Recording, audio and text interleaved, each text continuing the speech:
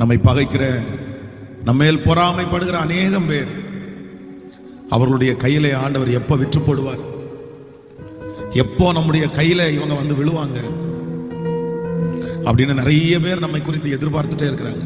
அவங்க கையில மட்டும் நம்ம விழுந்துட்டோம், கர்த்தர் அவர்களுடைய கையில மட்டும் நம்மளை ஒப்பு கொடுத்திருப்பாரே, ஆனால் நம்மளால ஒரு நாள் கூட நிம்மதியாக வாழ்ந்திருக்கவே முடியாது. ஒரு 3 வயது குழந்தையை ஜெபிக்கிறதுக்காக கூட்டிட்டு வந்தாங்க. வெறும் 3 வயசு, பேச தெரியல, அம்மா அப்பா அது மட்டும்தான் கூப்பிடுது. அவங்க குழந்தை பிறந்து ஒரு 6-7 மாசத்துக்குள்ள அந்த வீட்டில் குடி போனவங்க, அந்த வீட்டுக்குள்ள வந்து ஒரு சர்பத்தின் ஆவி ஒன்று இருந்திருக்கு அப்படின்னு சொல்றாங்க.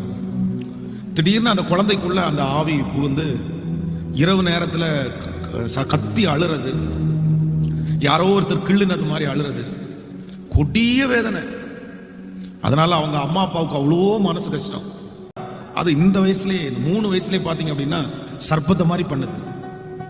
பிசாசு நம்ம எப்படியாவது நம்மளை வாங்கணும், கர்த்தருடைய கையிலிருந்து நம்மளை எடுக்கணும், ஆண்டவர் நம்மளை அவன் கையில விற்று போடணும் அப்படின்னு எத்தனையோ ட்ரை பண்ணிட்டே இருக்கிறான்.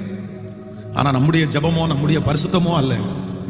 ஆண்டவர் இன்னைக்கு வரைக்கும் அவன் கையில நம்மளை விற்று போடாம இருக்கிறது ஒரு மிகப்பெரிய பாக்கியம், நமக்கு பெரிய பாக்கியம்.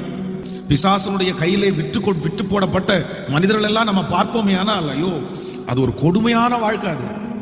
ஆனா ஆண்டவர் நமக்குள்ள வந்து, ஆண்டவர் நமக்குள்ள வார்த்தைகளை வைத்து நம்மளை ஆராதிக்க பண்ணி அவன் நம்ம பக்கத்துல நெருங்காதபடி கர்த்தர் நம்மை வேலை அடைத்து பாதுகாக்கிறார். ஆமென் சொல்லுங்க.